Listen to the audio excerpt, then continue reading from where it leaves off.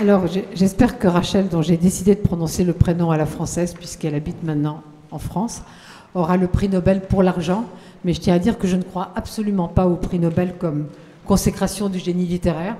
Pour moi, un prix qui a raté Proust, Joyce et Kafka, pour ne parler que des grands morts, vraiment, c'est un prix, bon, comme les autres. On a tort de le glorifier à ce point, mais c'est bien pour l'argent. 800 000 €, personne ne crache dessus. Et donc le thème de cette fois, je ne vais pas contester le thème de Frédéric Maget, puisque c'est nous, Européennes, et qu'on a en effet deux personnages très intéressants de ce point de vue-là. D'abord, une Britannique qui a choisi la France contre un pays qui est sorti de l'Europe, et puis une Française qui est née dans un pays du Proche-Orient auquel on refuse l'entrée dans l'Europe. Alors, Pinard, vous la connaissez, elle est déjà venue ici, vous connaissez son œuvre, vous connaissez son combat, comme l'a rappelé Frédéric.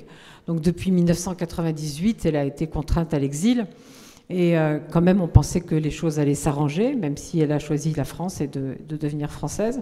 Mais finalement, vous avez été de nouveau condamnée. Et pourquoi d'ailleurs? Après avoir été acquitté, normalement on n'est pas recondamné. Merci beaucoup. Alors, si on se voit, non? Oui. Sur la scène, d'accord. On se tutoyait dehors, mais on se voit sur la scène. Et donc, merci pour commencer par cette question, parce que ça me permet de remercier à Frédéric, à toute l'équipe de Fourmis. D'ailleurs, c'est mon dernier roman, s'appelle Les Fourmis Zanzine, donc c'est une contestation à La Fontaine. Donc, je crois que les fourmis sont des zanzines aussi, sont des cigales en même temps. Donc, on est rigolote et on travaille. Et merci à toute l'équipe, parce que vous savez, j'ai vécu beaucoup de difficultés depuis 1998. J'ai été torturée, emprisonnée, je ne pouvais pas bouger même petit doigt durant une année, etc. Mais je crois que c'est la période où je me sens plus mal. C'est la période où je me sens plus fragile. Et au début, j'avais dit aux journalistes qui m'ont interviewé, comment tu vas faire? J'ai dit, l'État turc ne peut pas effacer mon sourire, ne peut pas déterminer mon être. Et j'ai réussi à sourire parce que j'ai plein d'amis fourmis. Et la maison de Colette et toute cette équipe et toute cette bande de fourmis. Donc depuis 3 jours, je suis là et je souris plus fort qu'il y a 3 jours. Merci. Et pourquoi maintenant? Je ne suis pas vraiment condamnée maintenant. Parce qu'il y a une confusion dans les informations. Nous n'avons pas encore reçu la décision. C'est pas encore notifié. Nous avons reçu une décision de la Cour suprême, mais par les médias, l'agence officielle de l'État. Mais on a demandé au tribunal, ils ne nous ont pas encore donné la décision. Et c'est la Cour suprême. Mais la Cour d'assises, qui avait entendu mes avocats, m'a toujours acquittée. Donc j'ai 4 acquittements. Mais on vient d'avoir la décision de la Cour suprême que la Cour d'assises ne peut pas résister contre la Cour suprême parce que ce n'est pas une cassation, c'est plus haut que la cassation. Mais mes avocats pensent qu'ils peuvent faire une contestation sur la vice de forme. Donc on va continuer à notre combat, encore, parce que c'est depuis 24 ans, mais c'est un peu difficile pour moi, et pour que les Françaises rentrent en Turquie, participent à mon audience, on ne sait pas quand, pour que mes avocats fassent une plaidoirie sur la vice de forme qu'il annule cette condamnation. Sinon, s'il y a une condamnation, ma vie serait très difficile. C'est-à-dire, je ne pourrais pas aller en Italie, je ne pourrais pas aller en Espagne, je ne pourrais pas voyager. En France, ouais. Même en France, ils peuvent confisquer mon salaire, ils peuvent confisquer même tous les biens de ma famille, etc. Donc c'est assez... Je suis dans la merde maintenant. Mais pas vraiment, mais peut-être je serai dans la merde, voilà. Alors, je ne sais pas si vous connaissez aussi bien Rachel, c'est la première fois qu'elle vient ici, mais vous devriez la connaître. Elle a déjà écrit une 15aine de livres. Elle a été considérée par la revue Granta comme l'une des 20 meilleures écrivains, je le dis au masculin parce que si je disais écrivaine comme c'est elle l'a dit maintenant, on pourrait penser que c'est juste parmi les femmes. Or non, c'est avec les hommes, une des 20 meilleures de la littérature britannique contemporaine. Elle a 10 livres traduits en français, et je vais dire une chose pas très gentille, mais je trouve que son éditeur précédent, qui n'était pas Gallimard, n'a pas assez fait connaître dans ce pays, ce qui est bien dommage. Et donc elle vient de publier un livre chez Gallimard, cette fois, qui s'appelle La Dépendance, qui est un livre que je trouve absolument magnifique. C'est un des livres de la rentrée que j'ai préféré. Alors, on ne peut pas dire qu'il se passe, lui, vraiment, on ne sait pas s'il se passe en Europe, puisqu'on ne sait pas où il se passe. On sait qu'il se passe dans un endroit où il y a l'océan. Mais la trilogie qui précède, qui a aussi pour narratrice une romancière, ça fait plusieurs livres où la narratrice est toujours une romancière, et je crois que Rachel peut dire pourquoi. Et là, on était en effet en Europe, puisque alors, ces 3 livres viennent d'être réunis en folio Gallimard dans un seul volume, donc je vous les conseille vraiment, parce que je crois que pour comprendre la dépendance, il faut aussi avoir lu cette trilogie qui est vraiment magnifique. Et donc, dans le premier livre, qui on a traduit en français par Distil, la narratrice va à Athènes animer un atelier d'écriture, donc un pays d'Europe. Dans le deuxième volume, Transit, elle revient à Londres. Et là, il lui arrive des choses, il faut reconstruire sa vie, disons. Et puis dans le troisième volume, qui s'appelle Kudos, là, pour faire vite, parce qu'on va plutôt parler de la dépendance, je dirais qu'elle voyage en Europe, dans une Europe qui est en train de changer, qui est en train de se transformer.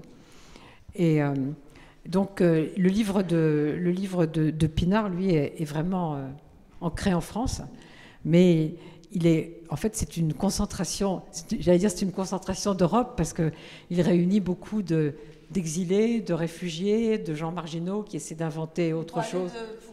De fourmis, ouais, le dernier livre qui a ce titre étrange, mais que j'aime bien, Azucena. Alors Azucena, c'est l'héroïne qui a plusieurs noms d'ailleurs, elle s'appelle Bleu parfois, elle a une personnalité multiple, disons, et d'ailleurs elle ne sait pas très bien où elle en est, ouais, elle ne sait pas très très bien où elle est.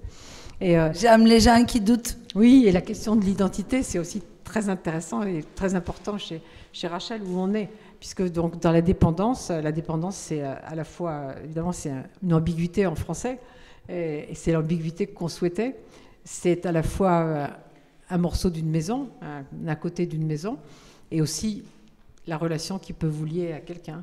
Donc, la narratrice, dans la dépendance, veut faire venir un peintre en résidence, puisqu'elle admire beaucoup, beaucoup ce peintre.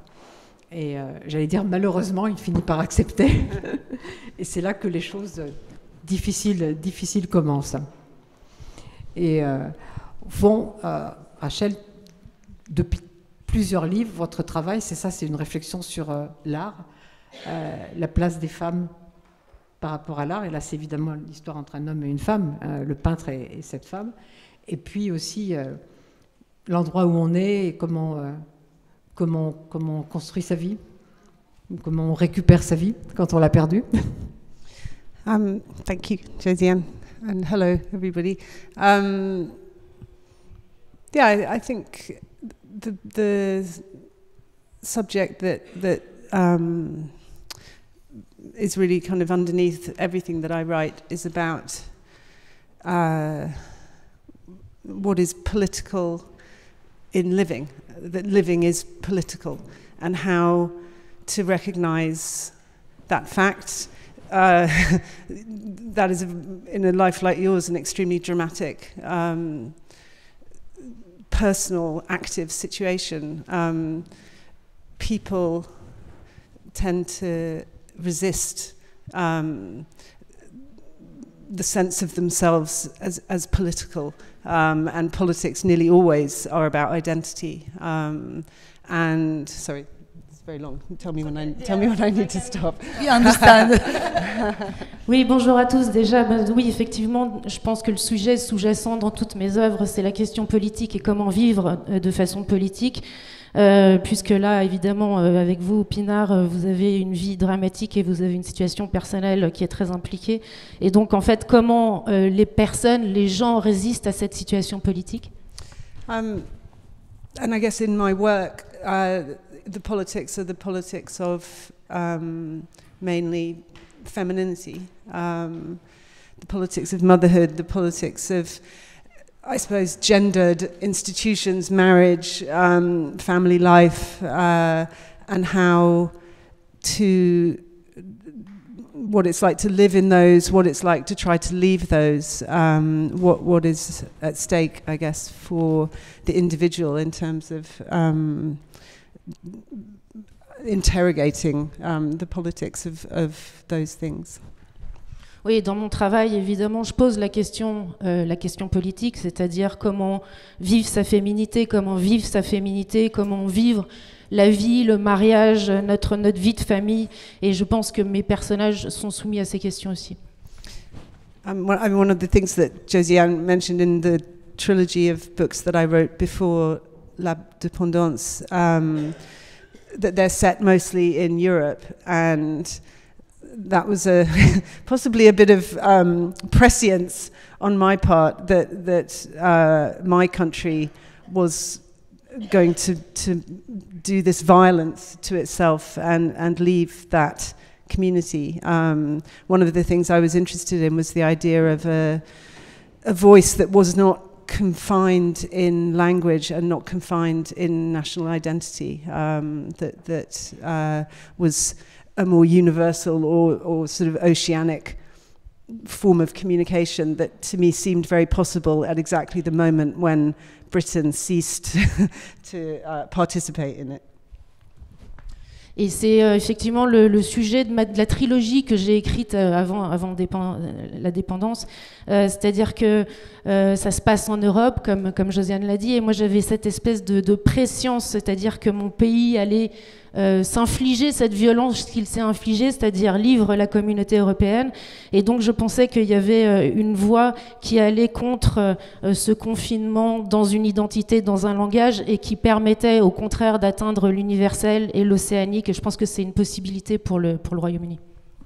Et Rachel, si vous vivez en France depuis 15 mois, c'est à cause du Brexit? Yes, I mean, we are very, very, very privileged refugees.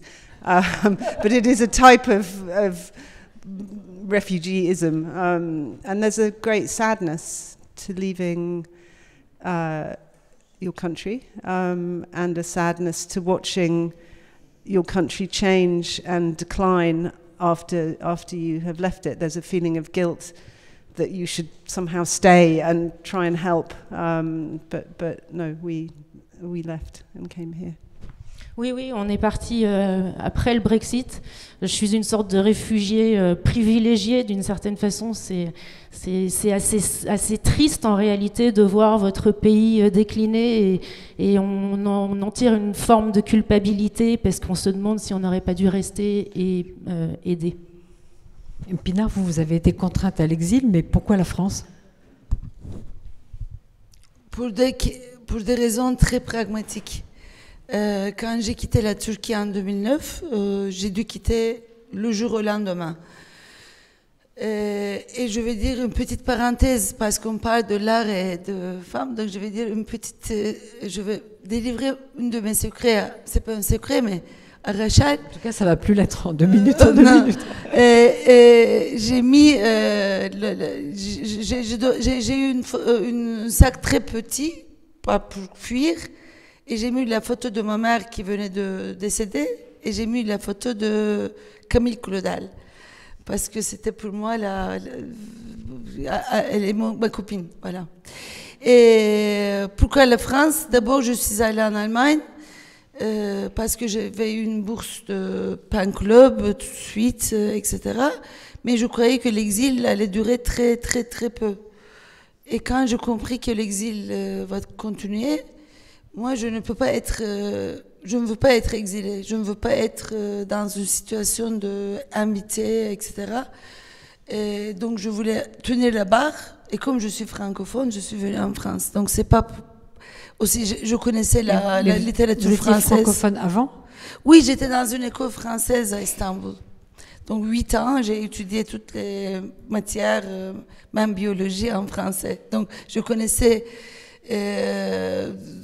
Brel, Brassens, toutes les chanteurs. et Barbara, etc. Et donc, j'ai dit que c'est mieux que je vais dans un pays où je connais un peu des codes. Pas beaucoup, mais je connais la langue surtout. Alors justement, il y a quelque chose qui m'a intriguée en dehors du titre étrange, mais qui Azucena, donne envie, oui. C'est le fait que d'habitude, il y a un nom de traducteur sur vos livres. Et là, il n'y a pas. Et à la fin, il y a un petit message qui dit « Je remercie X et X et X m'avoir aidé à la traduction ». Donc, est-ce que ça veut dire que vous avez essayé de réécrire votre livre en français et que quelqu'un vous a aidé ? Comment vous avez fait ? C'est pas comme d'habitude.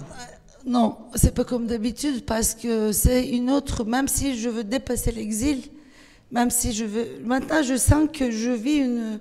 Déjà, c'est un livre des nomades, si vous avez remarqué. C'est vrai, mais il y a quand même, pas des exils. Mais il y a quand même de l'exil. Alors de que l'exil. La dernière fois qu'on s'est vu ici, vous avez dit « Je ne veux pas être une romancière qu'on assigne à son exil », toujours parler de l'exil, toujours parler des exilés. Oui. Mais malgré tout, là, il y a quand même pas mal d'exil et de personnes déplacées, disons. Oui. Pas forcément exilées, mais déplacées. Oui, donc... mais même si moi, je veux tenir la barre, je veux être libre, je veux être comme je suis... Et donc, quand j'étais en train d'écrire ce roman, je ne donnerai pas les noms, mais les éditeurs de l'époque m'ont appelé et m'ont dit « Qu'est-ce que tu écris ?» J'écris en turc, moi, la littérature. J'écris en français les articles scientifiques, des choses comme ça, mais pas la littérature. Et j'ai dit « Ça se passe à Nice, c'est une histoire de fou qui me transforme. » Elle me dit « Mais il n'y a pas des Turcs dedans ?» Et on t'a appelé pour te commander un livre, une femme bourgeoise, après Erdogan, qu'est-ce qu'elle... J'ai dit, comment vous trouvez comment vous pouvez me commander un livre? Non, il n'y a pas des Turcs dedans. Est-ce qu'il n'y a pas des Kurdes? J'ai dit, non. Il n'y a pas des Arméniens? Il y a une Arménien qui est très important. Mais j'étais fâchée et j'ai pas dit. J'ai dit, non, il n'y a pas des Arméniens. C'est faux. C'est faux. Il y a un Arménien. Et elle me dit, mais le marché de livres ne veut pas accepter qu'une exilée turque, surtout turque, si j'étais anglaise, peut-être ça pourrait être différent, ou italienne, mais une turque écrive sur le français, je n'écris pas directement sur le français, c'est beaucoup d'exilés, parce que le terrain c'est Nice. Mais comme je n'ai pas dit, et elles ne vont pas accepter que tu écris sur la France. Et j'ai dit, moi, je n'ai pas soumis à l'État turc, je ne veux pas me soumettre au marché du livre français. Donc, j'ai rompu avec les maisons d'édition et j'ai dit, je vais être la militante de poésie. Je ne veux pas perdre ma poésie, parce que la poésie, c'est quelque chose que tu es libre de dire.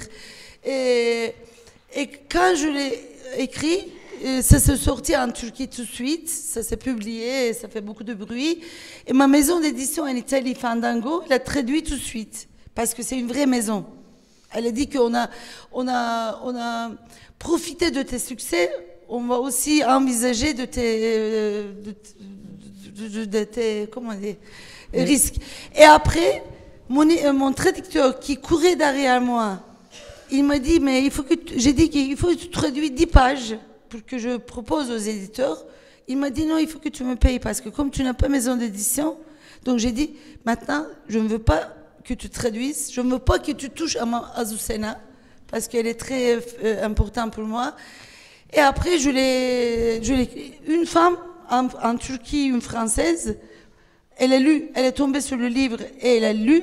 Elle m'a dit qu'elle m'a envoyé un mail, je vais traduire. J'ai dit oui, traduis. Mais la traduction, elle est très, très, très mauvaise. Donc il fallait la revoir. J'ai repris avec une équipe. Voilà. Donc c'était une grande expérience pour moi. Donc la naissance était difficile, mais c'était génial. Mais il y a une éditrice excellente dans cette salle, donc vous avez toutes les chances à l'avenir. Je n'en dirai pas plus. Et Rachel, je ne pense pas que vous allez vous mettre à écrire en français, mais néanmoins, quelque chose m'a intriguée. On a fait un entretien ensemble, toutes les deux, pour un magazine, et vous avez dit, j'avais besoin de m'arracher de l'anglais. Ça voulait dire quoi? So it's been very interesting living in a different language. And I suppose I think that one of the trains of thought that I took very far in my own work was realizing how much language is a kind of destiny, that people are formed by language, that what you say is almost, if you're writing in your native language, is almost pre-exists you and sort of determines it itself. So that was already kind of an interesting idea. Oui, c'est intéressant parce que je vis aujourd'hui dans une langue, un langage différent. Et j'avais une pensée qui était en moi depuis assez longtemps, puisqu'en fait, ce langage, il paraît un petit peu prédestiné. Les individus sont formés par la langue, leur langue natale. Et c'est comme si cette langue natale nous préexistait.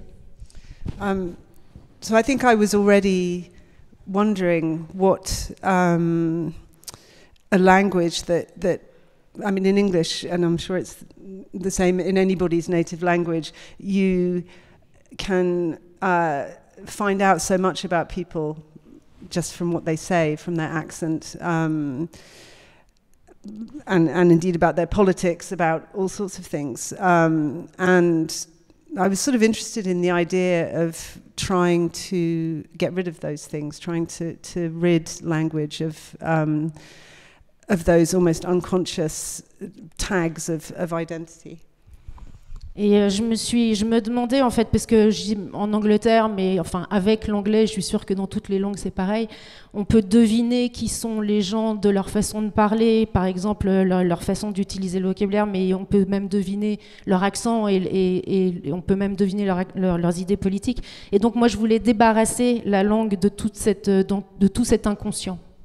So beginning to live in French was a very simple way of doing that, because it was like a second childhood. It has been like returning to childhood and starting, with the simplest words, and in a way it's a kind of linguistic innocence that I think will have an interesting effect on my work in the end.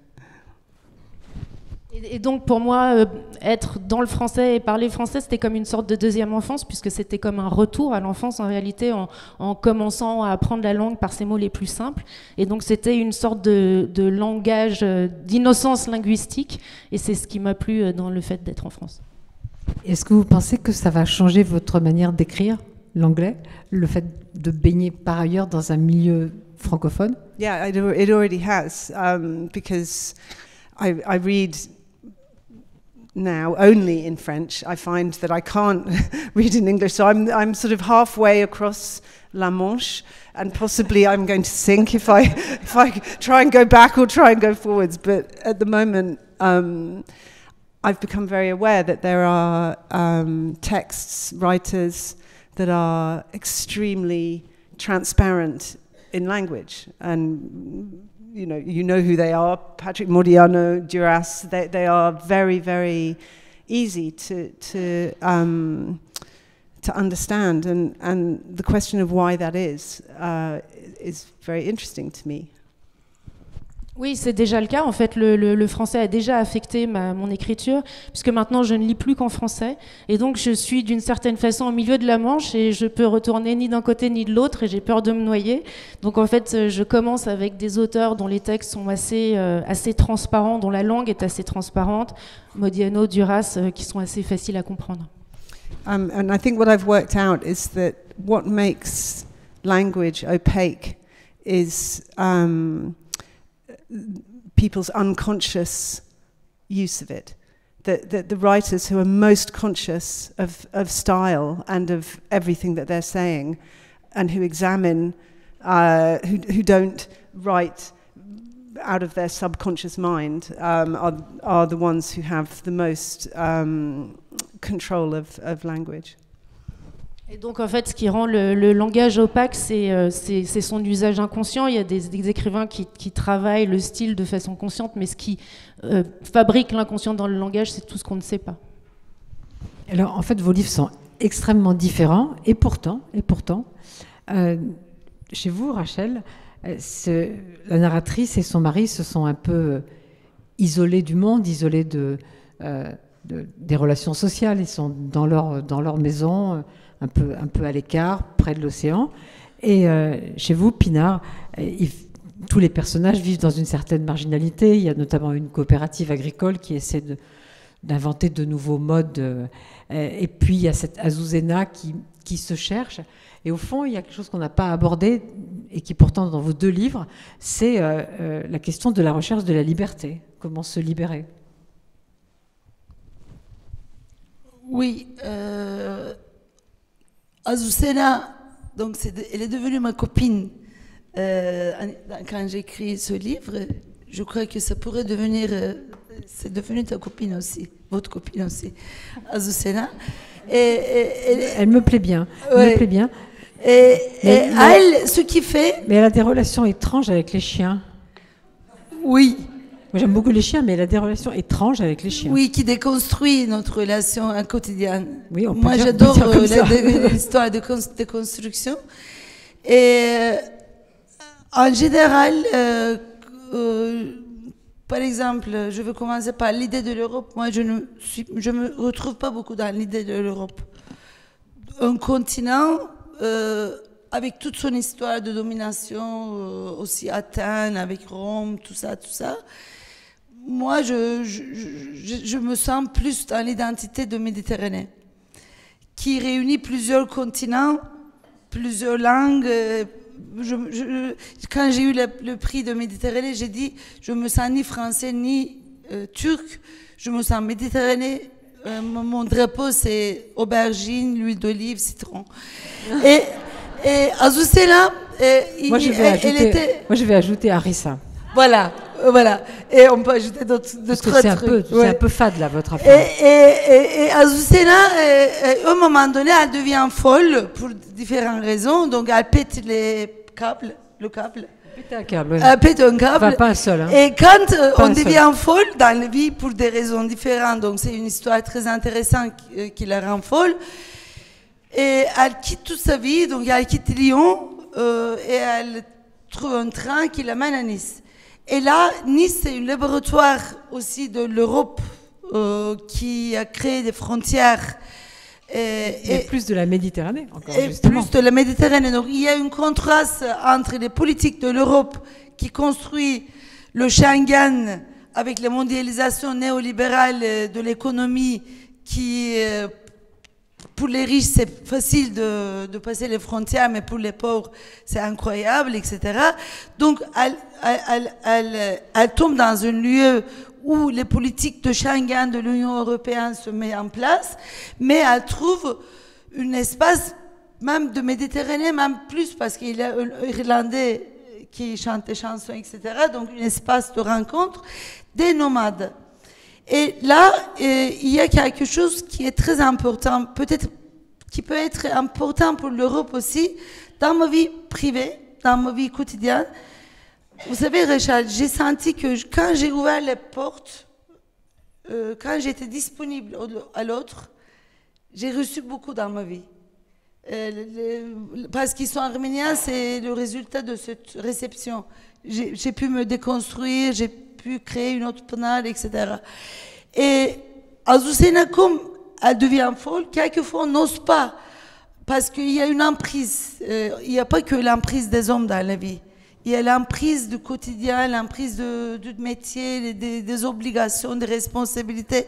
Mais quand elle pète un câble, et elle oublie tout ça, et elle ose de sauter dans la mer.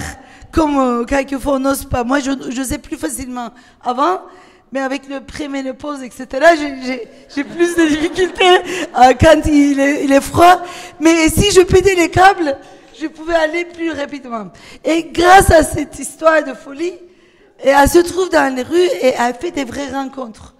Et je crois que c'est ça qui m'a transformée, et c'est ça que je propose à travers ce livre à tout le monde, à l'Europe, à la Méditerranée, de pouvoir vraiment de se regarder, d'être disponible pour l'autre. Mais Azucena, c'est vous? Pas vraiment, parce que quand vous vous souvenez, parce que vous m'avez interviewé pour La Maison du Bosphore, qui est mon premier enfant, et dans ce livre, tout le monde croyait que j'étais Elif, mais j'étais pas elle. Et Azucena, je crois que c'est une partie de moi mais je me sens aussi beaucoup comme Goual qui chante dans les rues, je me sens beaucoup comme Manu qui a créé la bande de Perronneau. Donc il y a plein de gens que je me sens très proche. C'est pas qu'ils soient paranoïaques tous, mais ils s'appellent les Parano. Et c'est une coopérative agricole qui a un nom étrange. On ne va pas dire, parce que ça se crée des Parano. Oui. À la fin, il décide d'être schizophrène. Bon, donc il décide... Mais on ne sait pas si ça va marcher. Je vais dire quelque chose. Mais j'aime la folie qui est sensible à l'autre. C'est pas une folie comme ça, mais folie qui se crée dans l'amour et sensible à l'autre. Je vais dire quelque chose de Rachel qui a à voir avec la liberté, justement. Pourquoi est-il si douloureux de vivre à l'intérieur de nos fictions? Pourquoi de pures inventions nous font-elles tant souffrir? Le comprends-tu, Jeffers? Jeffers, c'est le type auquel elle s'adresse, en fait, dans tout ce livre. Toute ma vie, j'ai voulu être libre. Or, je n'ai même pas réussi à libérer mon petit orteil. Je crois que Tony, c'est le mari, je crois que Tony est libre, lui. Sa liberté n'a rien de bien remarquable en apparence. Il monte sur son tracteur bleu pour tondre les hautes herbes au printemps, et je l'observe qui va et vient calmement sous les cieux, coiffé de son grand chapeau souple, roulant de long en large, enveloppé dans le bruit du moteur. Et là, il y a toute cette histoire, c'est est-ce qu'on est libre en se rapprochant de la vie simple, de la nature, ou est-ce qu'on est libre comme elle le croit, comme elle l'a cru longtemps, en créant une création artistique magnifique? Well, I mean, it is the great question of how, in the free world, so many people manage not to be free. Oui, c'est la question cruciale. Dans un monde libre, il y a tellement de personnes qui n'arrivent pas à être libres. I guess the tension in the book between this idea of someone who only believes in reality being more free than someone who believes in art and who believes in transformation and interpretation. I mean, that's the opinion of the narrator of my book. I'm not sure it's my opinion. Donc en fait, la tension, c'est l'idée selon laquelle on serait plus libre en étant proche de la réalité plutôt que ceux qui croient en l'art, en la transformation, en la création. En tout cas, c'est le point de vue de ma narratrice. Je ne sais pas si c'est mon point de vue. But, I mean, Annie Ernaux obviously is a great subject at the moment for everybody to think about. And I think what you see in her work is a long process of liberation, of the great difficulty of liberating yourself from identity, I think. And that process being not just one of honesty for its own sake, but of using the self as a kind of specimen, as itself something that is objectively true, and it's just interested me a lot thinking about her and reading her lately, thinking, okay, how, you know, there is definitely an effort to free herself that involves putting everything that she is outside herself, and that's a very different kind of pursuit of freedom or definition of freedom. Oui, évidemment, c'est un sujet important et c'est le processus de libération qui est extrêmement long, qui est différent de la quête identitaire. Ce processus, c'est pas tellement une honnêteté pour soi, pour sauver sa peau, mais plutôt utiliser le soi comme quelque chose d'objectivement vrai. Et donc, elle fait cet effort de se libérer et ça me paraît être un effort raisonnable. Je ne suis pas sûre que Annie Ernaux ait réussi son processus de libération, mais c'est un autre débat que nous n'aurons pas aujourd'hui.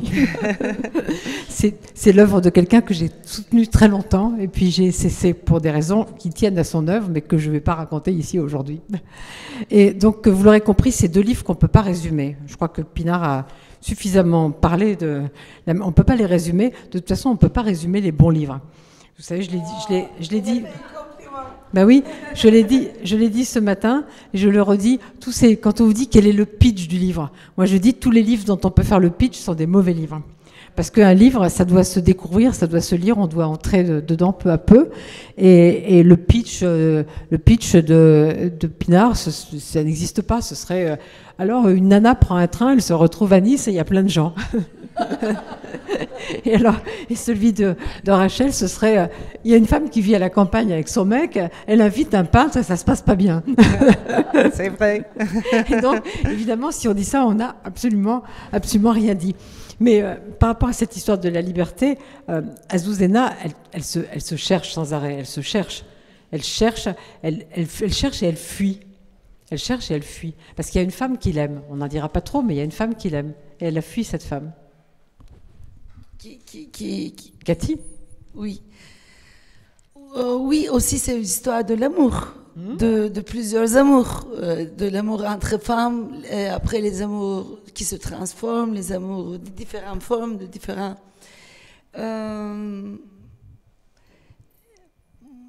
Vous connaissez la chanson « J'aime les gens qui doutent ». C'est une de mes chansons préférées en France. Et Azucena, elle est très forte parce que c'est une femme qui doute. Et là, elle essaie de douter tout le temps. Et quand elle entre dans un endroit, avec ses doutes, elle crée un amour aussi autour d'elle. Parce que si vous voulez, c'est une poésie ou une contre-anarchisme, un roman. C'est anarchiste dans le sens sans hiérarchie. Donc, comment on peut tisser des liens sans hiérarchie, que quelqu'un ne devient pas l'héroïne du roman, et qui devient un exemplaire, mais qui se retrouve avec les autres, qui se mêle aux autres, voilà, mais qui garde son identité ou sa personnalité et son indépendance, sa liberté jusqu'au bout. Et qui ne devient pas une machine, qu'un appareil d'un truc, mais qui se trouve avec les autres, avec l'amour. Oui, mais d'une certaine manière, elle refuse de se lier quand même. Oui, parce que elle, grâce à sa grand-mère, grâce à toute son histoire de retirada de l'Espagne qui se trouve à Lyon après, etc., elle découvre que la vie est multidimensionnelle. Donc, elle comprend qu'il y a plusieurs histoires qui s'articulent dans la vie. On est multidimensionnel. Donc, elle ne veut pas s'enfermer à une dimension, à une lutte, à une cause. Donc, elle veut toujours garder cette liberté de pouvoir entendre d'autres choses, que les portes sont ouvertes pour les autres voix. Voilà. Et la narratrice de Rachel, elle doute aussi. Elle doute beaucoup. Elle doute d'elle-même.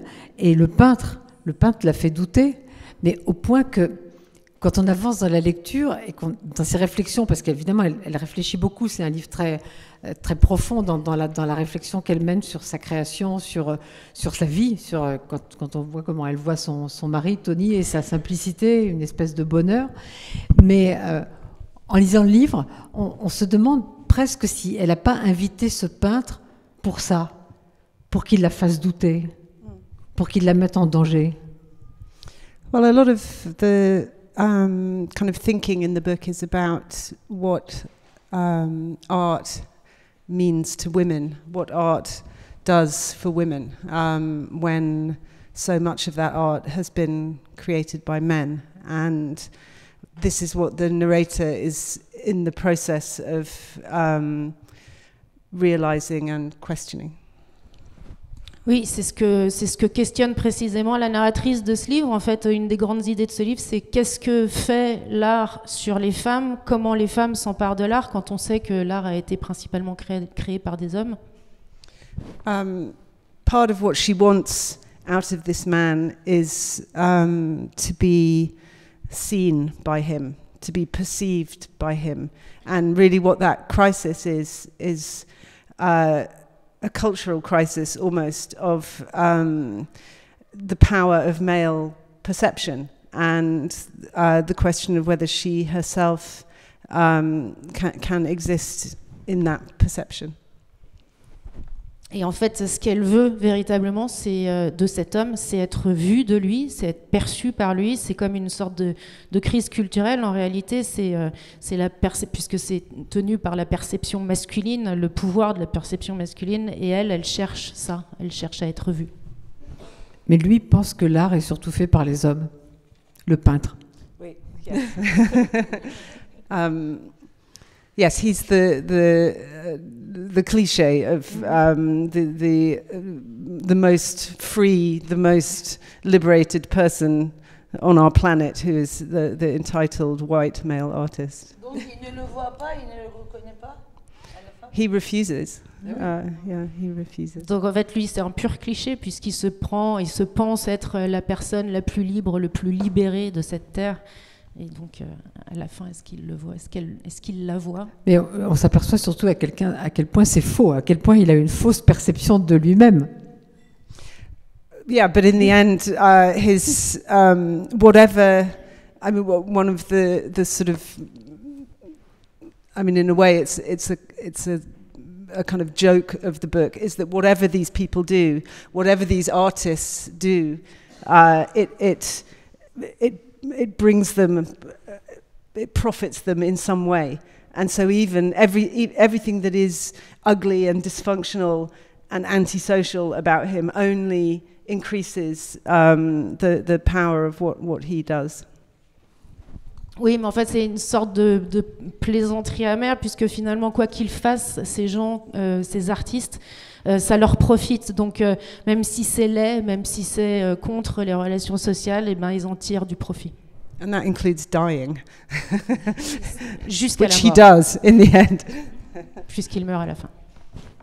Mais en fait, vous avez dit ailleurs, c'est pas dans ce livre-là, je crois, mais on en a parlé quand on a fait cet entretien, quelque chose qui m'a intriguée quand vous dites ce sont les pères qui font les peintres et ce sont les mères qui font les romanciers. C'est vrai? Vous y croyez? It's a theory I have, yeah. Oui, c'est une de mes théories. Mais vous pouvez l'expliquer, cette théorie, un peu? Well, I wrote, a long time ago, I wrote a book about Renaissance artists, and in the various life stories of Giotto and Raphael and other people, there was always a story of their fathers insisting on or forwarding them, deciding that they were going to be painters and apprenticing them to other painters. Oui, j'ai écrit il y a longtemps quelque chose sur les artistes de la Renaissance. Et que ce soit Giotto, Raphaël et d'autres, en fait, on entend souvent les histoires de leurs pères qui ont insisté, qui leur ont montré le chemin pour devenir peintres. And so I kind of got into the habit of looking for this detail in the lives of contemporary artists and among artists who I knew. And it was always the same story that fathers had encouraged visual artists, and that mothers had very much invested in the idea of a child being a writer. Et donc c'est une habitude que j'aime bien examiner les détails des histoires qu'on me raconte, ou des artistes que je connais, ou des artistes dont j'entends parler, et à chaque fois j'ai l'impression de tomber sur la même histoire, c'est-à-dire que les pères encouragent les artistes plasticiens et les mères encouragent les romanciers et romancières. Et c'est votre cas? Votre mère vous a encouragé? Well, that's a different. I think I'm the exception that proves the rule. Non, moi, Comme je suis quoi- l'exception qui confirme la Mais règle. oui. Ah non, peut-être qu'il ne confirme pas la règle. Pinard, c'est votre mère qui vous a fait aimer la littérature, vous a envoyé vers la littérature? Oui, parce qu'elle écrivait beaucoup, mais pas que elle. Moi, j'ai vécu dans une histoire de conte quand j'étais enfant. Tout le monde lisait, tout le monde racontait des contes, tout le monde était poète autour de moi, et tout le monde chantait tout le temps à la maison. Et quand il y avait le coup d'État 1980, j'avais 9 ans. Donc, normalement, j'étais pas encore née, mais j'avais 8 ans. Et mon père était tombé. Donc, les soldats, ils ont venu amener mon père en prison. Donc, il est resté 5 ans en prison. Et là, j'écrivais, il était très proche à moi, il était mon complice, et je lui écrivais toujours des lettres, mais j'écrivais tout. Il y avait un gars qui me plaisait, j'étais petite, mais voilà, j'avais commencé des petites conneries. Et à la fin, il m'a dit, quand je suis allée le visiter, il m'a dit, n'écris pas tout, parce que les soldats lisent. Et lui, il était représentant des prisonniers, donc il a un truc, il ne veut pas qu'il apprenne toutes les histoires privées de la famille.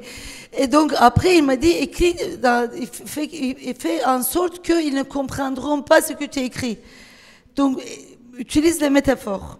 Comme les soldats sont des connards, et mon père est très intelligent, donc à mon avis, donc j'ai dit que je vais...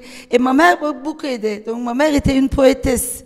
Et elle m'a beaucoup aidé pour créer les métaphores. Qu'est-ce que j'écris pour me raconter ça, etc. Donc Rachel a raison, ça marche. Ouais, ça marche très bien. Ouais. But I think actually it's more a question that women, mothers, language is their only weapon. It's their only power. C'est surtout, à mon avis, plus la question du fait que les femmes, les mères, leur arme, c'est l'écriture. Ça doit être pour ça que je suis pas écrivain, ma mère m'a pas assez encouragée. Je suis désespérée.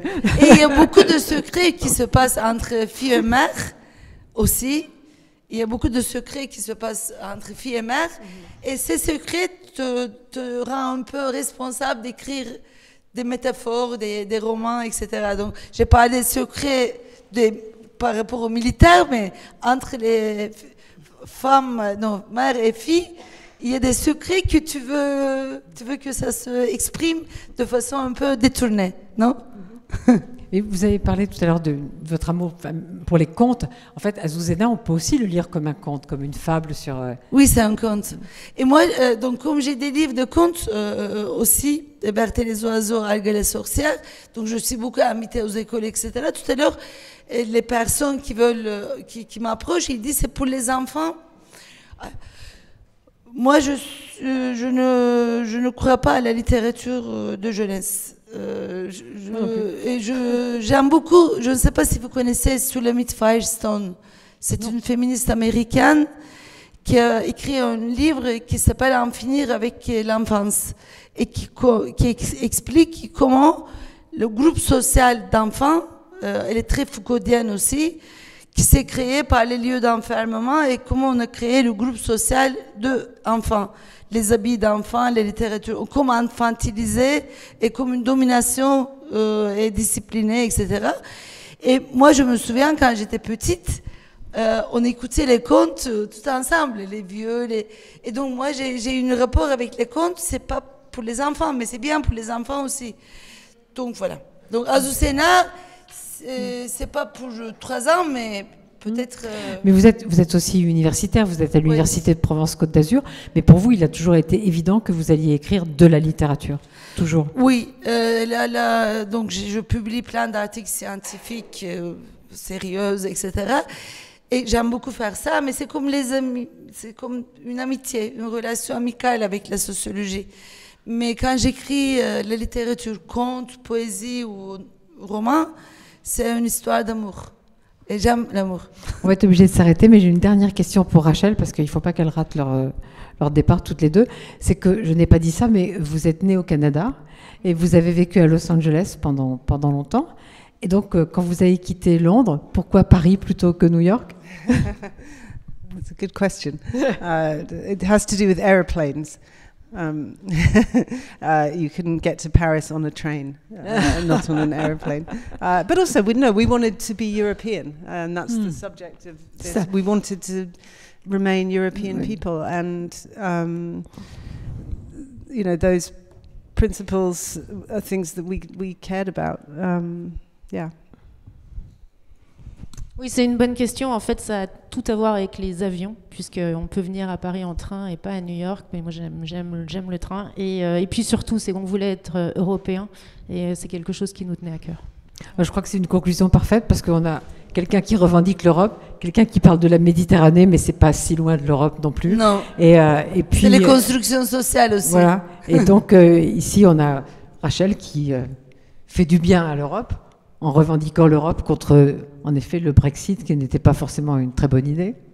Mais surtout, il faut les lire toutes les deux, parce que c'est vraiment très bien. Merci à vous deux. Et surtout, lisez la trilogie en poche. Très important. Est-ce que je peux dire un mot, rien à voir avec les livres? Vous me permettez une minute? C'est pas mon problème. Merci. Frédéric, tu me permets? Alors, je dis pour gentillesse. Non, mais j'ai reçu, comme j'ai partagé cette rencontre depuis 2 jours sur les réseaux, mes amis iraniennes donc m'appellent et m'envoient plein de messages. Et ils disaient, toutes ces femmes qui se réunissent ne vont rien faire pour nous, parce que la répression en Iran s'amplifie. Et à peu près, il y a peut-être des milliers de morts aujourd'hui, et surtout dans le côté kurde de l'Iran. Parce que Mahsa Amini ne s'appelle pas Mahsa. Moi, c'est la personne turque qui a beaucoup réfléchi sur les questions kurdes. Mon amoureux s'appelle Cengo, mais sur son carte d'identité, c'est écrit Cengiz. Donc, Mahsa s'appelle Jina. Et Jin Jianazadi, c'est un mot, c'est une phrase kurde, c'est pas perse. Et être femme kurde et être femme en Iran, c'est 2 persécutions qui s'articulent de plus en plus. Et l'État iranien fait des massacres à Téhéran, mais fait plus de massacres partie kurde que Téhéran. Je voulais vous dire ça. Et essayer de... Elles m'ont dit, les Français, les Européens, je n'en veux pas applaudissements, parce qu'elles ont beaucoup applaudi les Kurdes, les femmes kurdes. Maintenant, elles sont en train d'être tuées par l'État turc. Il y a des milliers de massacres depuis un mois en Syrie, et personne ne fait rien. Et la femme de Erdogan et la femme de Macron font des photos ensemble, ils partagent par les réseaux. Donc, elles ne veulent pas des applaudissements, elles veulent un peu plus. Et elles disent que si elles peuvent venir en Iran, pas 2 personnes, 3 personnes, mais nombreuses. Par exemple, les 50 écrivaines femmes vont en Iran pour empêcher cette massacre. Parce que demain, ce serait très tard. Et moi, j'essaie de créer une réseau, d'une discussion comme ça. Où aller? Mais si on ne peut pas aller à des consulats ou l'ambassadeur iranien pour dire que nous sommes avec... Vraiment faire quelque chose d'actif. Je vous remercie.